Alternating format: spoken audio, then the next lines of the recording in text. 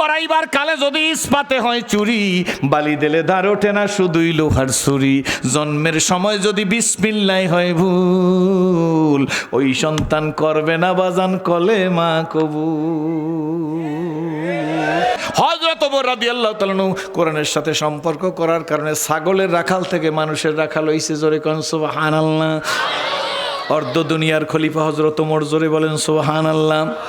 বৈশা রয়েছে হযরত ওমর, রৌদ্রের তাপ লাগছে পিঠের উপরে, অসহ্য হয়ে গেছে, গরম লাগতেছে বেশি। হযরত ওমর সূর্যের দিকে তাকাইছেন, সূর্যের দিকে তাকাইয়া মুখটার একটু বেজার করছে, অন্ধকার হয়ে গেছে। যারা বন্ধু বান্ধব ছিল ডাক দিয়ে, হুজুর রৌদ্রের তাপ তো আমাদের প্রয়োজন। আকাশের দিকে তাকাই একটা মুস্কি হাট দিছে, আবার রৌদ্র উঠে গেছে। জোরে কোন সুবহানাল্লাহ। নৈকমরা ভোগ বিলাসের কাম্য ছিল শাহাদাতের, ভিখারির বেশে খলিফা যাদের, ভিখারির বেশে খলিফা যাদের শাসন করিল আদা জাহান। তারা আজ ঘুমিয়ে বিবর তাই বাহিরে বইছে জোর তুফান। ঘুমিয়ে কাজা করিলি ফজর, যখনও জাগিনি তখনও জোহর। হেলায় খেলায় কাটিল আসর, মাগরিবেতে শুনিয়া যান। এর সাথে জামাত হরে হাজির, এখনো জামাতে আছে রে স্থান। বাজিছে দামামা বাদারে আমামাসি, রুসু করি মুসলমান। না জমানার দাওয়াত এসেছে ভাঙা কিল্লা ইউরি নিশান। এই ওমর রাদিয়াল্লাহু তাআলা আল্লাহ বিচক্ষণতার ভান্ডার খুলে দিছে। জোরে কোন সুবহানাল্লাহ। কি দিছে খুলিয়া? জোরে কোন বিচক্ষণতার ভান্ডার। ইহুদির একটা ধরে নিয়ে আছে, একটা ইহুদি একটা ধরে আনছে আমিরুল মুমিনিন, মারাত্মক দোষী,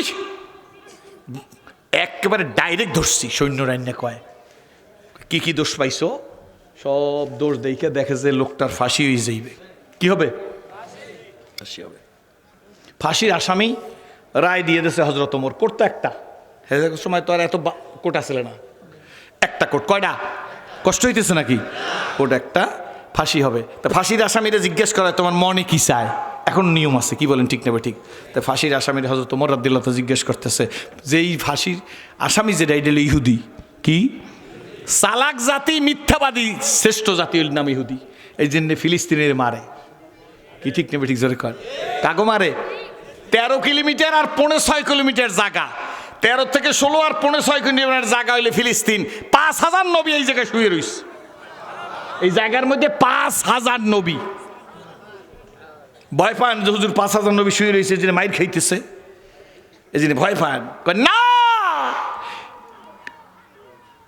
ভয় নেই, ইনশাআল্লাহ সেদিন বেশি দূরে নয়।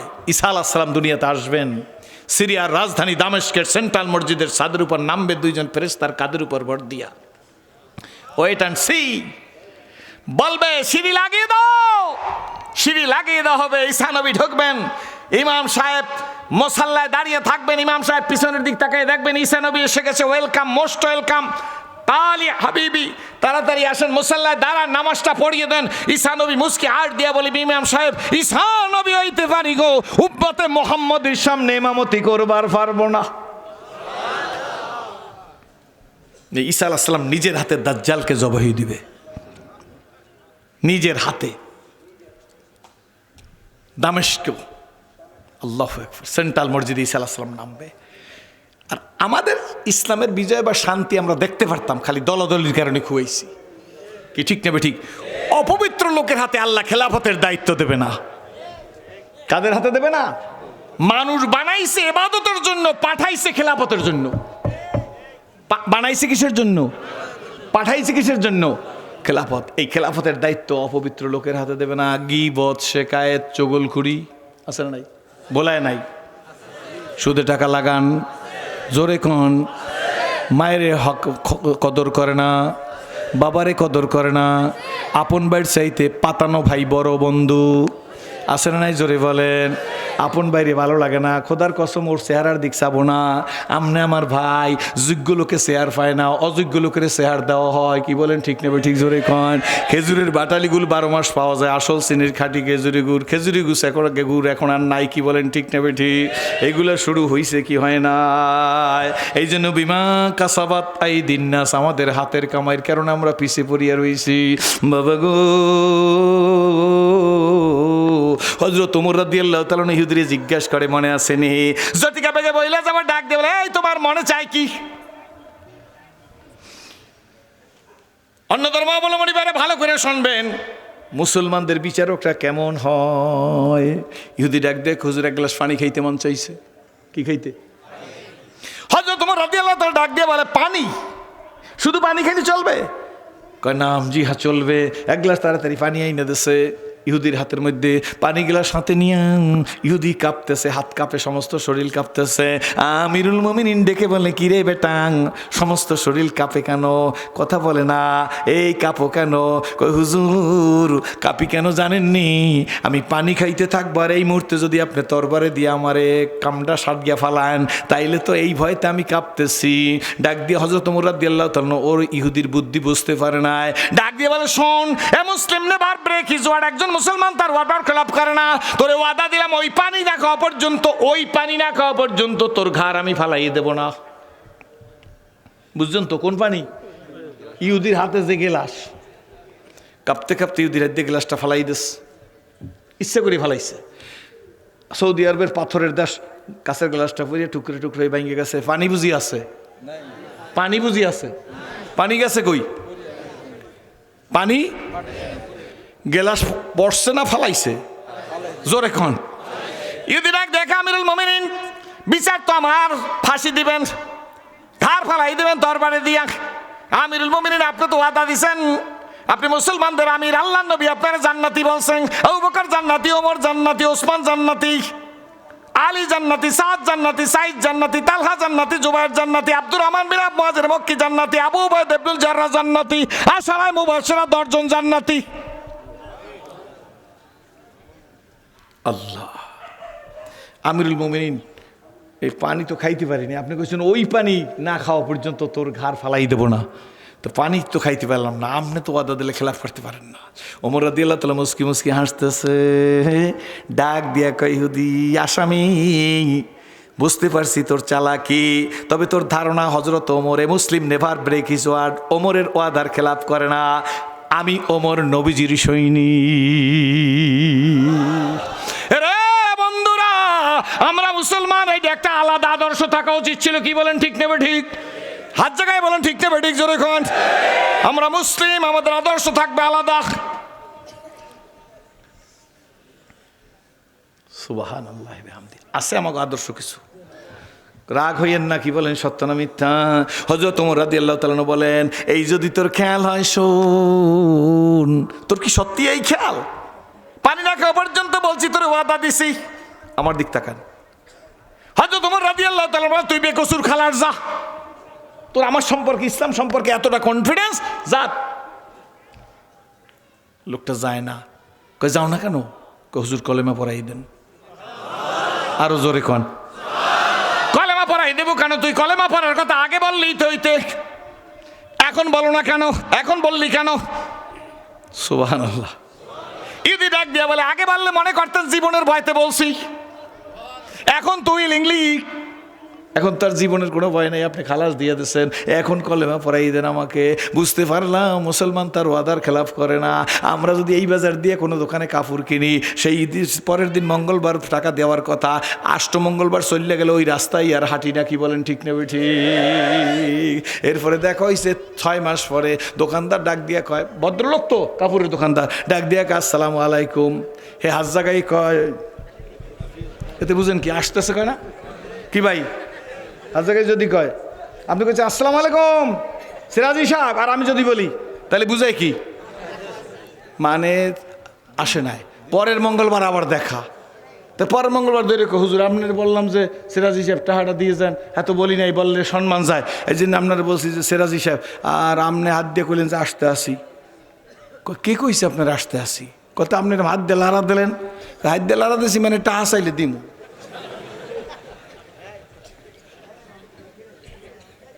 কথা ঠিক নেবে ঠিক?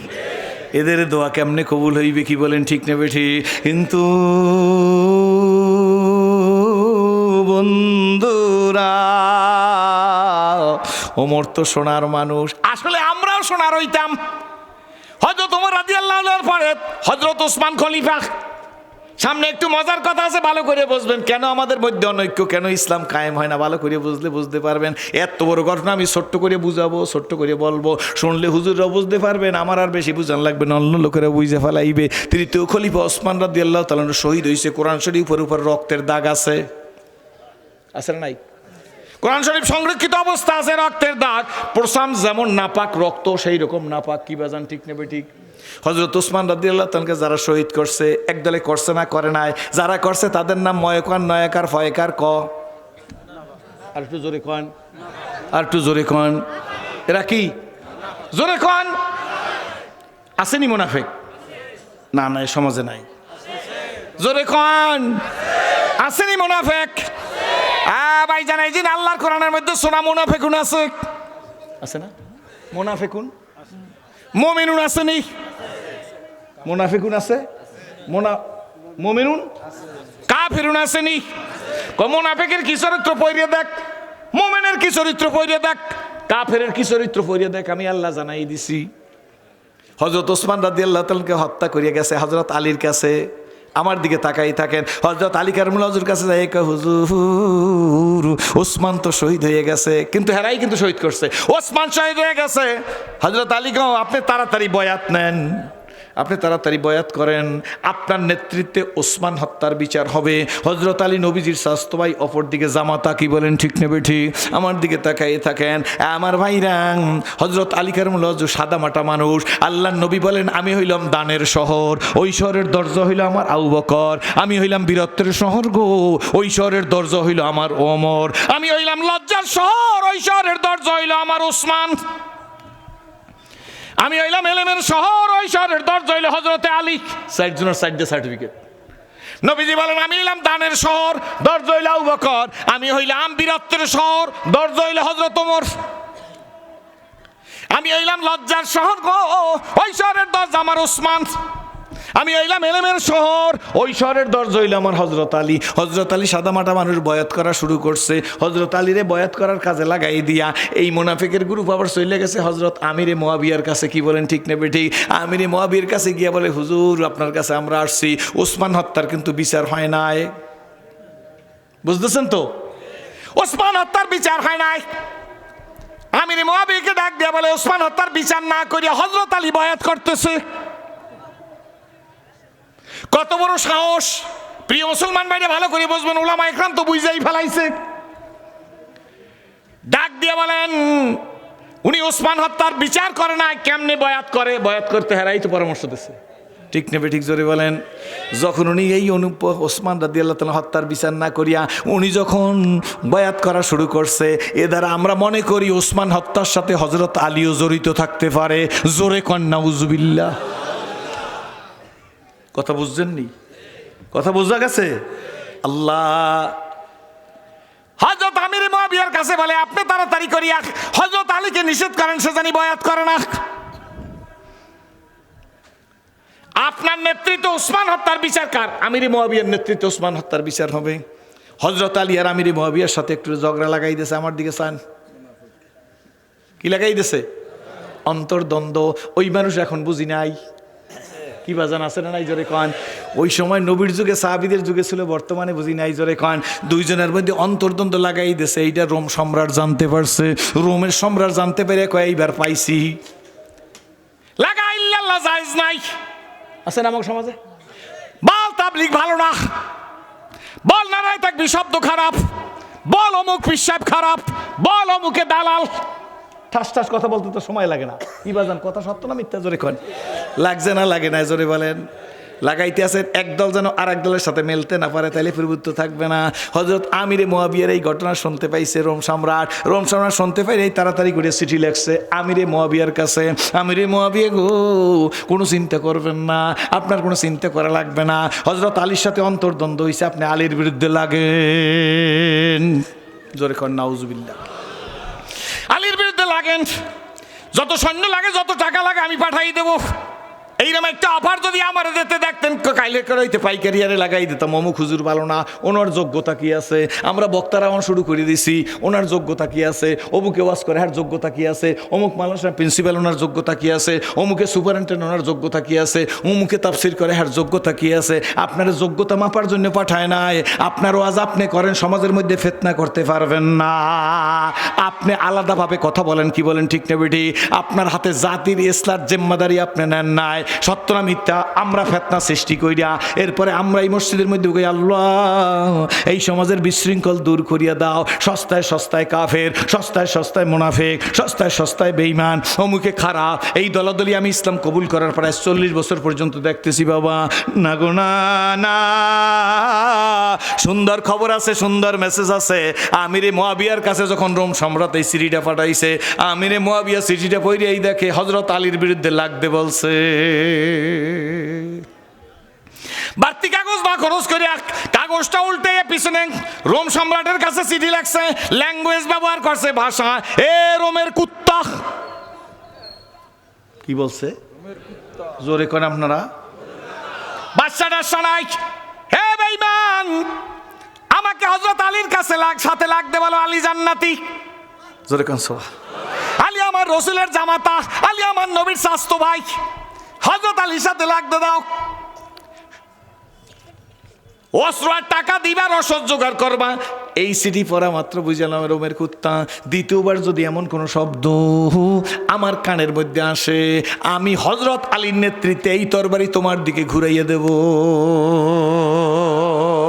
আমরা যদি বলতাম না না আমি আস্তে জেকের করি, উনি জোরে জেকের করে, উনি অমুক গ্রুপ, কোনো সমস্যা নাই, আমরা সকলে মিলেমিশে থাকবো, কি বলেন ঠিক না বেঠি? কোনো বিভেদ নাই বাবা গো। আজ থেকে 40 বছর আগে যখন আমি কোর্টে দাঁড়াইছি, 2 লাইনে শেষ করতেছি বাজান, এই 2 লাইনে ঘটনাটা বলবো, এরপর অন্য কথা বলবো। দাঁড়াইছি, ম্যাজিস্ট্রেট আমাকে ডাক দিয়ে জিজ্ঞেস করে, তুমি কেন ইসলাম কবুল করবে? আমি বলে, স্যার ইসলাম কবুল করি নাই, ইসলাম কবুল করবো না, ইসলাম অলরেডি কবুল করেছি। জোরে কোন সুবহানাল্লাহ।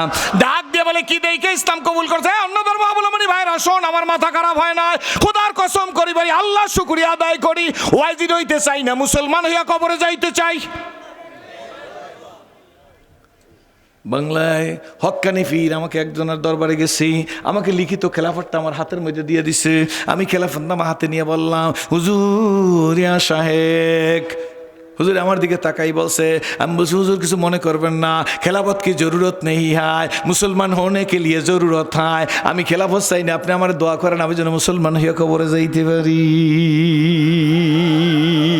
আমি ওয়াজিন সাহেব ওয়াজ করতে আসি, আমি প্রধান বক্তা, আমি আর কারোর দিকে চাই না, আমি কারোরে সালাম দিতে চাই না। অভ্যাস আছে না নাই জোরে বলেন? আমি কেউরে সালাম দিতে চাই না, সবাই আমার সালাম দেবে, আমি প্রধান বক্তা। আমি বক্তা হইছি, মুসলমান হইতে পারি নাই, কি বলেন ঠিক না বেঠি? কারণ তোমার নবী বাজারে যাই তো ডিউ টু সালাম, শুধু মানুষকে সালাম দেওয়ার জন্য, আর তুমি সালামের জন্য ওয়েট করো। তোমার সাথে নবীর জীবনের কোনো মিল নাই। এসেছিলে যেদিন কেঁদেছিলে তুমি, হেসেছিলে দুনিয়ার সবে, আবার এমন জীবন তুমি করো হে গঠন, মরিলে হাসিবে তুমি কাঁদিবে ভুবন। সংক্ষেপ কথা বলার পরে আমাকে ম্যাজিস্ট্রেট ডাক দিয়ে জিজ্ঞেস করে, তুমি কি দেখে ইসলাম কবুল করলে? আমি বললাম, স্যার আমি আমার পাড়া প্রতিবেশী মুসলমানদের আচার ব্যবহারে সন্তুষ্ট হয়েছি, বিভিন্ন সময় ইসলাম ধর্মের বই পুস্তক পড়ে জানতে পেরেছি আল্লাহ এক, বিশ্বনবী মুহাম্মদুর রাসূলুল্লাহ সাল্লাল্লাহু আলাইহি ওয়াসাল্লাম আল্লাহর প্রেরিত পয়গম্বর, সুতরাং নবীজির উম্মত হিসাবে আল্লাহকে ডাকার ক্ষমতা আমারও আছে। সেই হিসাবে আমি ইসলাম কবুল করে আসছি, কোর্টে অনুমতি দিতে চাই। ম্যাজিস্ট্রেট কলম সাহেব আর মুস্কি মুস্কি হাসতেছে, আমাকে ডাক দিয়ে বলে, তুমি কোরআন শরীফ পড়তে পারো? আমি বল, স্যার আমি দেইকে পড়তে পারি না, 40 বছর আগের কথা, তখন কোরআন আমি টাচ করি নাই। ডাক দিয়ে বলে, তাইলে তুমি যে কোরআন শরীফে আয়াত বলো শুনছি লোকের কাছে, কেমনে বললাম? স্যার আমি ইমামের পিছনে নামাজ পড়ছি, আমি মুখস্থ করিয়া ফেলাইছি, 40টা হাদিস, সেহেলে হাদিস ক্লাস 6 ক্লাস 10-এ ছিল, আমি তা পড়ছি। তুমি কোনো বলতে পারো কে জান্নাতি কে জাহান্নামী? আমি বলছি তা বলতে পারি না। আল্লাহ বইলে দিয়েছে তা বলতে পারি। কোথার থেকে বলবো? আমি বলছি স্যার কোরআন থেকেই বলবো। ম্যাজিস্ট্রেট অ্যাস্টনিশ হয়ে গেছে, ডাক দিয়ে বলে, কে জান্নাতি জানে তা তুমি বলতে পারো? হোয়াই নট স্যার, কেন পারবো না? চতুর্দিকে কোনো লোক, বলো তুমি কে জান্নাতে যাইবে, কিসের কারণে জান্নাতে যাইবে? আমি বলছি স্যার তখনকার যেভাবে বলছি সেইভাবে বলি। স্যার কে জান্নাতে যাইবে আল্লাহ কোরআনে জানাই দিছে, কই বলো তুমি। আমি বলি স্যার আল্লাহ বলছে ইন্নাল্লাযিনা আমানু ওয়া আমিলুস, কার কথা? কানাত লাহুম জান্নাতুল ফিরদাউসিন নুজুলা। কার কথা জোরে কন? আল্লাহ বলে নিশ্চয়ই ঈমান আনার পরে, আমি বেস্টের সামনে বলতেছি সেই সময় অত সই শুদ্ধ না, যে ভাষায় বলছি সেই ভাষায় বলছি। স্যার আল্লাহ বলছে নিশ্চয়ই ঈমান আনার পরে যারা আমলে সলে করবে তাদেরকে জান্নাতুল ফিরদাউস দেওয়া হবে। ঠিক আছে নি? জোরে কোন ঠিক আছে নি? ডাক দিয়ে বলে এই তুমি কোথায় পাইছো? আমি বলে স্যার, কয় তুমি আয়াতের তর্জমা করতে পারো? আমি বলে স্যার অর্থ বলতে পারবো। কয় কি? আমি বলি নিশ্চয়ই ঈমান আনার পরে যারা আমলে সলে করবে তাদের জন্য জান্নাতুল ফিরদাউসের অঙ্গীকার। ম্যাজিস্ট্রেট কলম চাপায় ডাক দিয়ে বলে ছেলে একটা কথা বলি, আমলে সলে বলতে কি বোঝো? আমি বলি স্যার বিস্তারিত বুঝতে পারবো না, এখনো আমি ওই দিকে যাই নাই, কোরআন শরীফ তো হাতে ধরিই নাই, 40 বছর আগের কথা।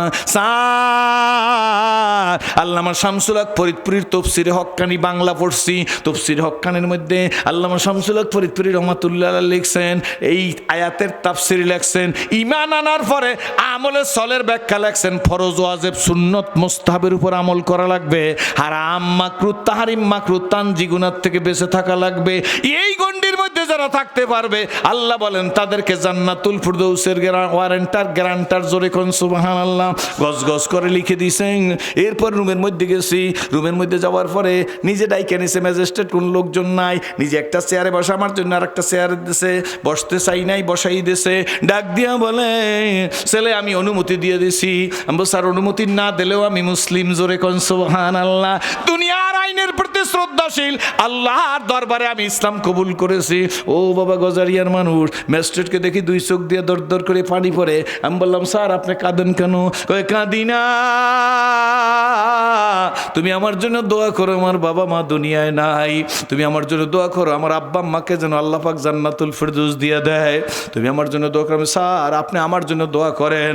কয় বাবা তোমার জন্য আমি দোয়া করি। কয় না তুমি আমার জন্য দোয়া করো। আমি বলি স্যার আমিও আপনার জন্য দোয়া করি, কিন্তু স্যার আমার পায়ের নিচে মাটি তো নাই। কয় তুমি কোনো চিন্তা করি না, টাকা লাগবে, থাকার জায়গা লাগবে, যত যা কিছু লাগবে সব আমি ব্যবস্থা করে দেবো। আমি বলছি স্যার সেই জন্য আপনার সাথে এই কথা বলতেছি না, আমার পায়ের নিচে মাটি নাই বলতে আমার চতুর্দিকে শত্রু, তখন ইসলাম কবুল করার কারণে হত্যা করে ফেলাই দিতে পারে। আমার বাবা কোটি কোটি টাকার মালিক, হত্যা করার জন্য ঘোষণা দিয়ে দিছে, এই তোরা কি পারো না ঘাটটা ফালাই দিতে, যত টাকা লাগে আমি মোকাবেলা করব। আমি যখন বলতেছি স্যার আমার পায়ের নিচে মাটি নাই, ও যুবকেরা শোন, আল্লাহর উপরে কিন্ডাক বিশ্বাসে ঢালা ফেরাসিরের মতো মাথা যেখানে সেখানে নত করবি না। ঠিক আছে নি? জোরে বলেন। যার তার কাছে মাথা নত করবো না, আমরা মুসলিম। জোরে বলেন আলহামদুলিল্লাহ। ডাক দিয়ে বললাম স্যার আমার পায়ের নিচে মাটি নাই, আমার শত্রু যে কোনো সময় আগে মেরে ফেলতে পারে। শেষ আমার বুকের উপর হাত দিয়ে বলেন ছেলে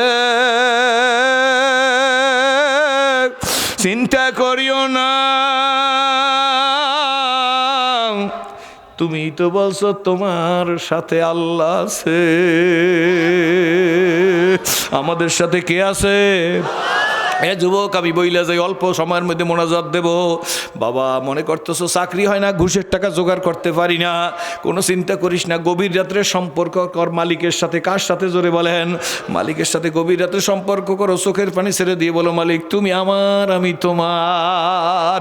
আল্লাহর কসম করিয়া বলিও যুবক যা চেয়েছি বাবা, এই রাত্র 12টায় মাহফিল শেষ হয়, বাড়ি যেয়ে ঘরের দরজা আপনারা ডাক দেবেন মা বাড়ি আসছি। সেরাজি 40 বছরের জন্য মধ্যে বলতে পারে নাই ঘরের দরজায় বাড়িতে আসছি। আপনার আব্বুকে ডাক দিয়ে বলবেন আব্বু বাড়িতে আসছি। আমার 40 বছরের মধ্যে ঘরের দরজায় যে আব্বু বাড়িতে আসছি বলবার পারি নাই। কত দেশ বিদেশ থেকে হাদিয়া দে, কত হাদিয়া তো বানিয়ে যাই, বাড়িতে যাইয়া নিজের মাকে খাওয়াইতে পারি না, বাবাকে খাওয়াইতে পারি না। আপনারা বলতে পারেন সিরাজি হুজুর আপনি আফসোস করেন না, আফসোস করি না, বরঞ্চ আল্লাহর দরবারে শুকরিয়া আদায় করতেছি। ও খোদা যখন অজু করিয়া তোমার দরবারে দাঁড়াই যাই মনে হয় যেন দুনিয়ার সব রাজত্ব তুমি আমারে ভিক্ষা দিয়ে দিছো। ও বন্ধুরা, ও যুবকেরা, ও আল্লাহওয়ালারা, ও আল্লাহ বলারা, ও মা, ও বাবা, এ ভাই শোন, আজকের যেমন এই যুবকেরা দাঁড়াই আছে ওইরকম ক্লাস 10-এর সামনে নিউটনের ছাত্র আমি সেই দরজার সামনে দাঁড়াইয়া দেখতেছি, নতুন জায়গা সেই জন্য বলি, দাঁড়াইয়ে দাঁড়িয়ে দেখতেছি ইন্টারভেলের সময় লেইজারের সময় মুসলমান ছেলেরা নামাজ পড়ার জন্য অজু করিয়া আইসা কাতারে দাঁড়াই গেছে। আমাদের স্কুলের হেড মাওলানা সাহেব কয়েক বছর 2-3 বছর আগে মারা গেছেন।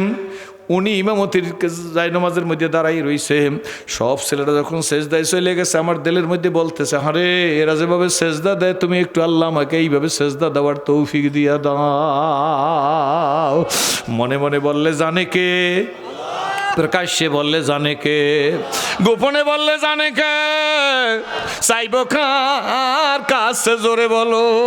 আর গরিদানে কত তৈয়ার হায়, জোনা মাঙ্গে উসে তু বেজার হায়। চন্দে খানি হেকমতে ইউনানিয়া, হেকমতে ইউনানিয়া রাহাম বখা।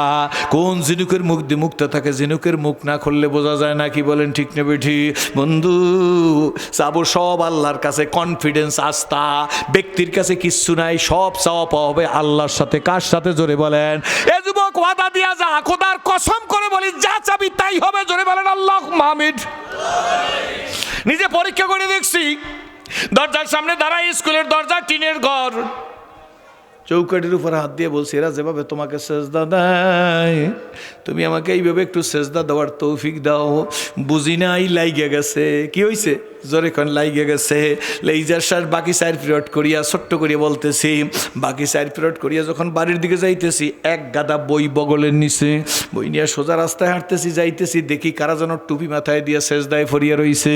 চোখ ঘষি, ভুল দেখতেছি, মনে হয় না দেখি, কত মানুষ সেজদায় ফরিয়া রইছে। পথের পাশে পুকুর, নাক মুখ ধুইছি, চোখ ধুইছি, চোখ দিয়ে আবার দেখি, হাঁটতেছি, দেখি চোখের পাতার মধ্যে কারা যেন সেজদায় ফরিয়া রইছে। শোন, কপাল যদি ভালো হয়, রাস্তার পাশে ছোট্ট থানকুনি পাতা খাইলেও বড় বড় রোগ ভালো হইয়া যায়। আর কপাল যদি খারাপ হয়, ভেলোর, মাদ্রাস, সিঙ্গাপুর নিয়ে গেলেও আব্বু কোনো লাভ হয় না। কি বলেন ঠিক না বেঠি? কপাল যদি ভালো হয়, অল্প কথায় মানুষের জিন্দিগির পরিবর্তন হইয়া যায়। কপাল যদি খারাপ হয় আব্বু, 13 বছর আবু জেল নবীরে দেখছে, নবীর আঙ্গুলির ইশারায় চাঁদ দ্বিখণ্ডিত হইছে।